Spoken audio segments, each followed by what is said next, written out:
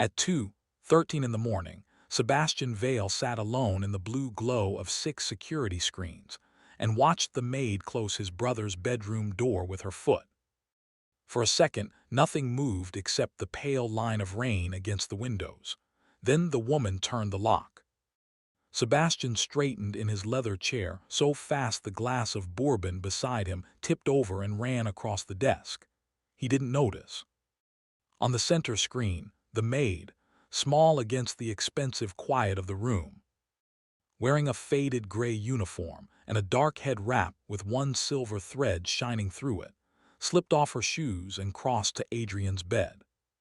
His twin brother had not stood in 11 months, had not spoken in 11 months, had barely blinked on command in the last 6 weeks. And now a housemaid Sebastian had hired to fold linen, and dust the West Wing was sliding one arm beneath Adrian's shoulders and the other behind his knees, as if she intended to lift a man every specialist in New York had warned must be moved only with trained supervision. "Don't you dare," Sebastian whispered to the screen, but the woman did not hear him. She leaned close to Adrian's face and said something the camera could not catch. Then, with the kind of care that comes from practice, not panic, she eased him toward the edge of the bed, fitted a canvas belt around his waist, and pulled. Sebastian's pulse slammed against his throat. If she dropped him, his bones could shatter. If she frightened him, his blood pressure could crash. If she was hurting him, but Adrian's eyes were open. Open and fixed on her. And then Sebastian saw the impossible. His brother's right foot, so still for so long that stillness had become its own kind of sentence, dragged forward half an inch across the polished wood. Sebastian froze. On the screen, the maid was crying, not wildly, not theatrically, quietly. The tears ran down her face as if they had been waiting there for months. She tightened her grip under Adrian's arm, pressed her forehead briefly to his shoulder, and whispered again. This time the hidden microphone caught it. "That's it, baby," she said. "Don't let the world bury you while you're still in it. If you believe the quietest people sometimes carry the biggest miracles, take a moment to like this video, subscribe, and share it with someone who still believes kindness can change a life. Because this story is not about money. It is not even really about power. It is about what happens when one invisible human being refuses to give up on another. Sebastian Vale was 41 years old, worth more money than he could spend in 10 lifetimes, and lonelier than he had ever imagined a human being could be. The magazines called him disciplined, visionary, ruthless in negotiation, elegant in defeat, impossible to outwork. The financial channels liked the shape of his face and the calm of his voice. They called him self-made because the truth was messier and less flattering. He had not built his life alone. Sebastian had been born 7 minutes before Adrian in a row house in Baltimore with a leaking sink, a mother who worked double shifts at a nursing home, and a father who disappeared before either boy could remember the sound of his laugh. By the time they were 10, Sebastian had learned how to speak to rooms. Adrian had learned how to see the people inside them. They were identical enough to confuse teachers, priests, and first girlfriends, but their souls were built differently. Sebastian was sharp where Adrian was patient. Sebastian wanted height, velocity, escape. Adrian wanted beauty, usefulness, home. When the brothers were young, Sebastian used to sketch business ideas in the margins of school notebooks. Adrian, sitting beside him under the kitchen light, drew the buildings Sebastian imagined those businesses might one day occupy. A tower with a public garden, a library inside a train station, apartments where the windows were wide and the rent was fair. Even then, Adrian's instinct was not for dominance, it was for shelter. At 29, when Sebastian's software company was days from collapse, it was Adrian who walked away from a rising career in architecture to help save it. He reorganized operations, steadied the exhausted staff, and turned Sebastian's brilliant chaos into something investors could trust. When the company later sold for billions, Sebastian became the face on magazine covers. Adrian returned to designing low-income housing, community centers, clinics with daylight in the waiting rooms. He said some things had to feel human before they could function. Sebastian used to laugh at that. Then, 11 months before the night of the camera footage, Adrian's car hit a guardrail on the Taconic in freezing rain. By the time the police called, Sebastian was boarding a helicopter in cufflinks and black cashmere, headed to a celebration dinner for a merger that would make him even richer. He never made it to the dinner. He made it to the hospital in time to see his brother's body swallowed by tubes and machines, and the stunned gray faces of doctors using words like spinal trauma, neurological uncertainty, catastrophic swelling. No one ever said it was Sebastian's fault, but guilt is not a courtroom. It does not wait for evidence. The last thing Adrian had heard before the crash was Sebastian's voice on speakerphone, cold and impatient, telling him to stop wasting his life on noble little side projects and come to the dinner if he planned to act like family. Adrian had not come. By dawn, he could no longer move his legs. By the end of the week, his arms answered only in flickers. Speech came apart, then vanished. Month by month, hope was reduced to measurements, charts, and specialist invoices that filled entire drawers. Sebastian bought the best of everything because it was the only language he had left. He converted the top floor of his Hudson estate into a private rehabilitation suite, imported hospital equipment, hired neurologists, rotating nurses, speech therapists, mobility experts, a nutritionist flown in from Boston. The windows overlooked the river. The floors were heated. The sheets were softer than anything their mother had touched in her life. None of it gave Adrian back his voice. None of it brought peace into the room. Caregivers came and went. Some were competent. Some were kind. Some were only tired. Adrian remained there among the machines and filtered light, handsome face growing thinner, dark hair longer at the temple, eyes alert in a body that behaved like locked glass. After 8 months, the specialists began using gentler versions of surrender, plateau, limited response, quality of life focus. Sebastian heard every phrase as accusation. By the time Naomi Carter came to the house, he had stopped believing in hope and started believing only in maintenance. She was 52, with strong wrists, quiet shoes, and a way of carrying a laundry basket that suggested she had spent her life doing difficult things without asking anyone to witness them. Her skin was deep brown and luminous, her face softly lined around the mouth, as if sorrow had visited often but never fully moved in. She wore no perfume, only the clean scent of soap and starch and a little shea butter on cold days.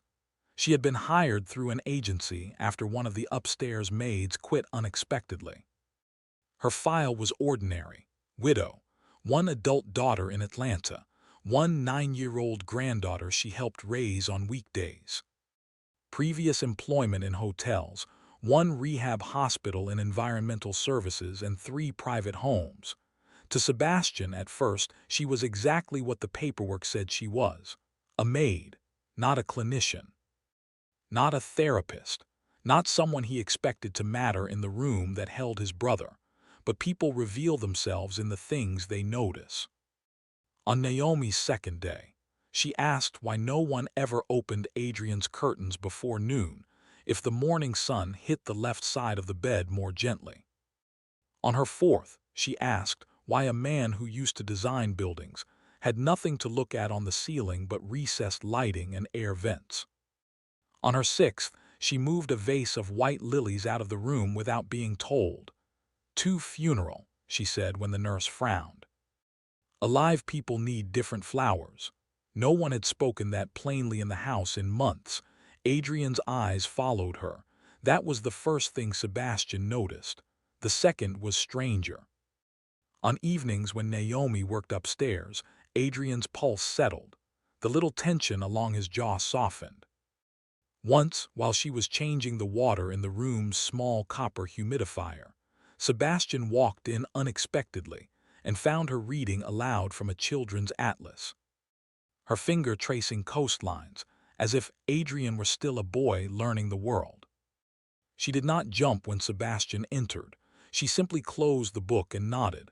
His eyes calmed down when I read, she said. Sebastian looked at his brother, then back at her. You're here to clean. I did that too.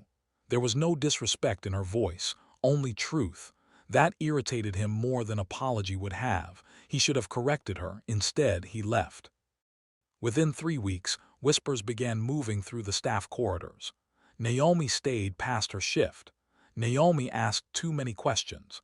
Naomi had been seen in Adrian's room with the door closed. Naomi had requested extra towels, resistance bands, peppermint oil, index cards, and a handheld mirror from storage. One of the nurses complained that the maid touched the patient too much. The house manager, a narrow man named Graham who mistook stiffness for superiority, quietly suggested Sebastian review the matter before boundaries became unclear. Sebastian told himself that was why he ordered the cameras.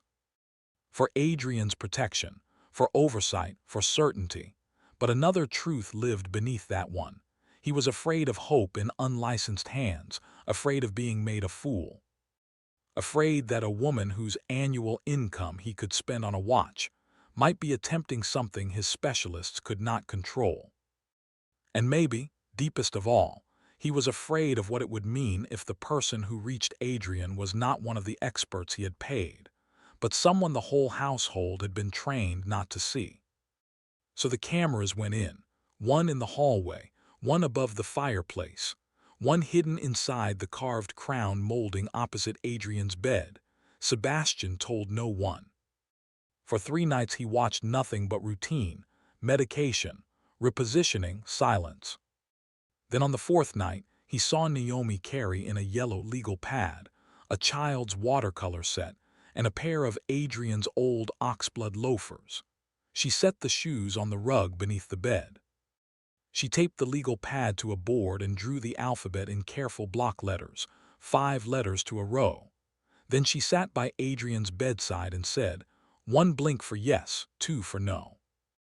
We're gonna build us a bridge, Mr. Adrian. We may have to build it twig by twig, but we're gonna do it.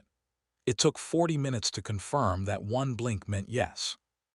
Another 20 to learn that 2 meant no. By the end of the night, she had spelled only 1 word: music. The next evening, she brought in an old portable speaker and played Sam Cooke low enough not to jar him. Adrian cried.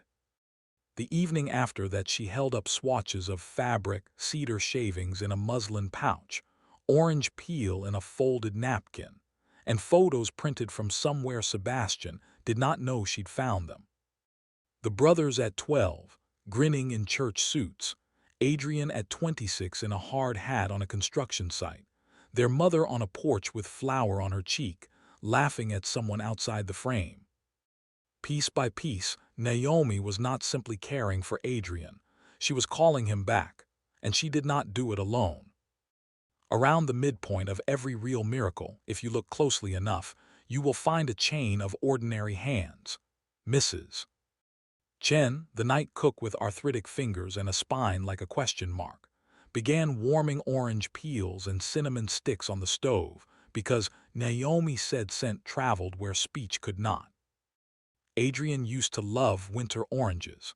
Mrs. Chen had overheard that once and remembered. Mateo, the young groundskeeper, built a narrow rolling planter box and filled it with rosemary, mint, and lavender, so Adrian could smell living things when the windows opened. Hospitals always smell like giving up, he told Naomi one afternoon. Herbs don't. Ellis Boone, the chauffeur, spent 2 unpaid hours in the estate attic searching old storage trunks until he found a scratched camcorder tape and had it digitized. It contained a 7-year-old Adrian and Sebastian in the backyard behind their old row house, building a cardboard city in the summer heat while their mother laughed off camera. You need proof they were boys before they became a tragedy, Ellis said when he handed Naomi the flash drive. And Dr. Lena Ortiz, a physical therapist Naomi knew from years before at the rehab hospital, where she had cleaned floors, while her husband healed and declined and healed again, came one Sunday evening after church and stood in Adrian's room for 15 minutes without charging a cent. She showed Naomi how to protect his shoulders, how to support weight through the hips, how to watch for fatigue in the eyes before it showed in the pulse. At the door, Dr. Ortiz squeezed Naomi's hand and said, "People think recovery belongs to professionals. It doesn't. Recovery belongs to whoever stays." Even little Zuri, Naomi's granddaughter, became part of the bridge. One rainy Wednesday, when school let out early, Naomi had no choice but to bring her to work for an hour. Zuri sat cross-legged on the rug in Adrian's room with 2 puffballs in her braids and a pink backpack still on one shoulder. She studied him with the serious face children sometimes wear when they are being kinder than adults. Then she drew a door on a notepad, just a rectangle with a knob.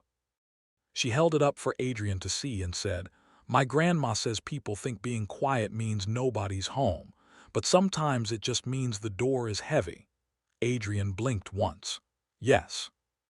Sebastian saw all of this on the screens.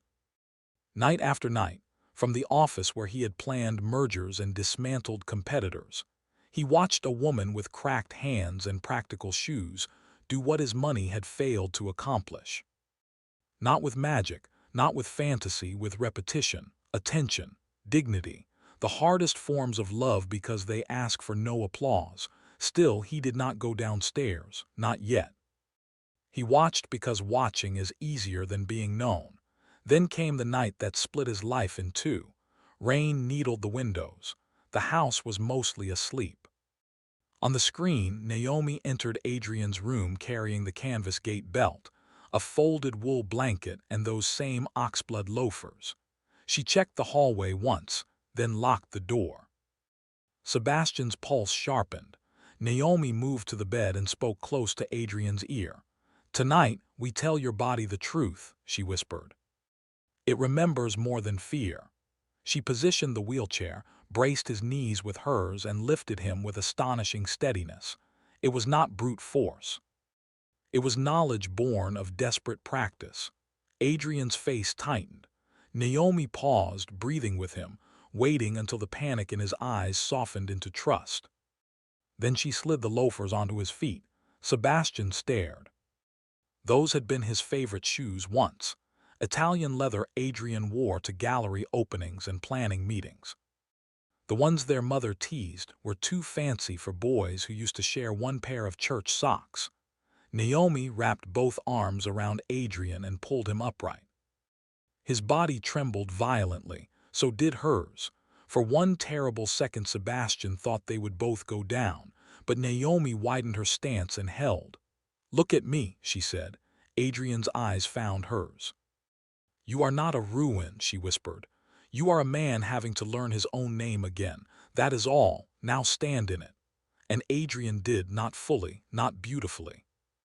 Not like a miracle in a movie where swelling music erases pain. He stood like truth stands the first time after a long lie, crooked, shaking, furious with effort, alive. Sebastian was already out of the chair, already halfway to the door when the microphone caught something else. A sound, small, broken, sandpaper thin, but unmistakable. Seb." Sebastian stopped in the dark hallway outside the office as if the house itself had struck him. On the screen, Naomi's hand flew to her mouth. Adrian sagged against her, exhausted. She was crying openly now, and so was Sebastian, though he would not understand that until later when he tasted salt. He ran downstairs. By the time he reached the bedroom door, Naomi had eased Adrian safely back into bed and covered his legs with the wool blanket. Sebastian entered without knocking, chest heaving, anger and gratitude and terror colliding so violently inside him he could not separate one from the other. "What were you doing?" he demanded. Naomi turned. Up close her face held no fear, only weariness and something sadder, disappointment maybe, that he had arrived this late. Believing him, she said. You could have hurt him. And doing nothing wasn't hurting him. Sebastian flinched as if she had slapped him. The room was warm, humidifier humming, rain ticking softly at the window. Adrian's eyes moved between them, alert, pleading. Sebastian lowered his voice. You had no authorization. Naomi looked at Adrian before answering. Neither did grief. Still it moved in here and made itself boss. For a moment Sebastian said nothing. The fury drained out of him too quickly to be useful. In its place came shame, heavy, hot, nearly unbearable. Naomi reached for the chair by the bed and sat down because she was done performing deference for men who mistook wealth for moral clarity. My husband was named Isaiah Carter, she said. He worked 23 years at a refinery outside Beaumont. One day a beam came loose, broke his back in half. The language in our life. Doctors told me all kinds of things in good shoes and careful voices. They told me what he would never do again. They told me not to get my hopes up. They told me maintenance would be mercy enough. She folded her hands in her lap. Do you know what they didn't tell me? That a person can still be in there, screaming to be treated like a person. That silence can make other folks lazy. That if you're poor, people start confusing what they can't bill for with what doesn't matter. Sebastian could not look away. Naomi continued, quieter now. I cleaned floors at St. Mark's Rehab to keep Isaiah near the therapists. I watched. I learned. I asked questions when folks were too busy to answer kindly. Some answered anyway, some didn't. I came home and did the work myself when the insurance stopped. Your brother's eyes were the same as my husband's eyes the first day I met him in this room. Not empty. Trapped. She glanced at Adrian and the tenderness in her face transformed the whole space. So yes, she said. I touched him, I talked to him, I read to him, I made him remember standing. Fire me if you need to protect your pride, Mr. Vale, but don't call it protection for him. Sebastian sank into the chair opposite her as if his bones had lost their architecture. I heard him, he said, voice breaking. He said my name. Naomi nodded once. He's been trying to get back to you. Then she did something that undid him completely. She reached into the pocket of her apron and placed a folded envelope on the bedside table. The paper was old, softened at the creases. I found this in the sketchbook drawer the first week, she said. Wasn't snooping. It slid out when I was dusting. I read the name and put it back. But later, when I saw your brother's foundation papers in that same drawer, I understood something. Sebastian unfolded the letter with trembling fingers. It was from a hospital charity office dated 6 years earlier, thanking an anonymous donor from the Adrian Vale Community Fund for covering 3 months of in-home equipment, transport, and therapy for Isaiah Carter after insurance refusal. Sebastian stared at Naomi. You knew, not the first day, she said. But after I knew, I stayed because I don't walk away from grace when it comes back around wearing suffering. He covered his eyes. All those years, while Sebastian had been building towers of money, Adrian had quietly been building shelters inside strangers' lives. And now one of those strangers had entered this house in a maid's uniform and returned the favor at the one place wealth had failed. In the days that followed, the cameras came down. Not because Sebastian no longer wanted to monitor what happened in Adrian's room, but because he finally understood that control was not the same as care. He hired Dr. Lena Ortiz on retainer and asked her to train the household staff willing to learn. He raised wages across the estate after discovering how many people had been offering more loyalty than the pay justified. He dismissed Graham, not in rage but in clarity, after hearing him refer to Naomi as the help, one last time in a tone that made human worth sound disposable. Most difficult of all, Sebastian began showing up, not hovering in the doorway, not signing invoices and leaving, showing up. He sat beside Adrian in the early light and read aloud from the newspaper, terribly at first, skipping lines when emotion crowded his throat. He held the alphabet board. He learned to wait through blinks. He apologized, not once in a grand speech, but over weeks in fragments, the only size remorse can honestly bear. I should have come sooner. I was afraid to see you like this. I made everything into a problem to solve because I didn't know how to grieve you while you were still here. One afternoon, 3 weeks after the night Sebastian heard his name, Adrian used the board to spell out his first full sentence. Not your fault. Sebastian bowed his head over the bedrail and wept with the helplessness of a child. Naomi stood at the window and gave him the privacy of her witness. Recovery did not become easy after that. Real stories do not turn pain into montage and call it healing. Adrian's body remained damaged. Some days progress retreated. Some days his speech vanished again into effort and frustration. Standing took 3 people at first, then 2, then one strong therapist and a brace. His right hand learned a clumsy grip. His mouth relearned breath before words. Months later, he managed a crooked half-step between parallel bars, while Mateo and Mrs. Chen cried shamelessly in the doorway, and Zuri bounced so hard on her sneakers Naomi had to steady her.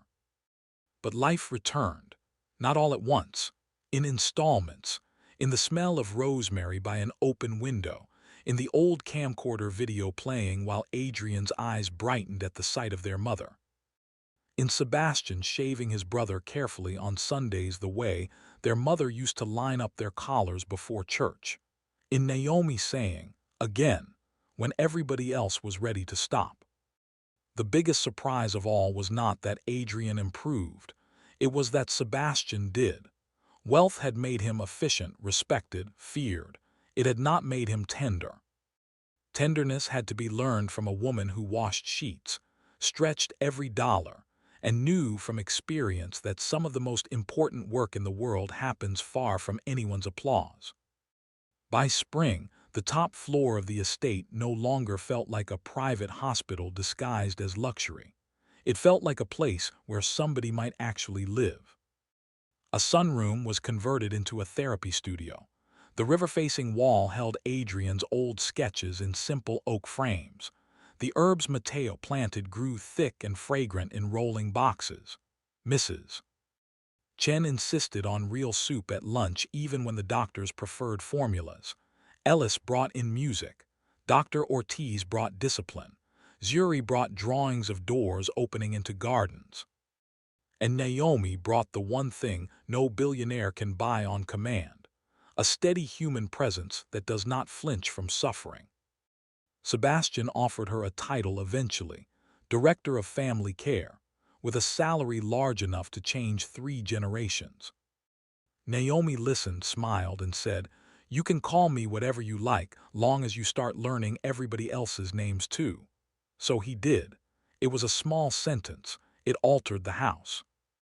Months later, at a quiet dinner with no cameras, no investors, and no speeches, Adrian lifted a fork in his unsteady hand, looked at Naomi across the table, and managed 5 words that left nobody dry-eyed. "You kept knocking," he said. Naomi pressed her napkin to her mouth. "Baby," she whispered, "you kept answering. There are people the world trains us to overlook, people in uniforms. People who enter through side doors. People whose hands smell like bleach, onions, lotion, bus rails, long shifts, and every ordinary burden money can hire but never fully understand. And sometimes those are the very people carrying the kind of courage that resurrects a room." Sebastian installed a camera because he thought he needed proof of danger. What he found instead was proof of love, not polished love, not marketable love, not the kind engraved on charity plaques, the kind that stays late, the kind that learns, the kind that believes a trapped person is still a whole person, the kind that keeps knocking on the heavy door until someone inside can knock back. If this story stayed with you, let it stay all the way. Subscribe, like, and share it with someone who needs the reminder that dignity can arrive from places pride would never think to look. Because sometimes the hand that changes your life is the one you almost failed to see.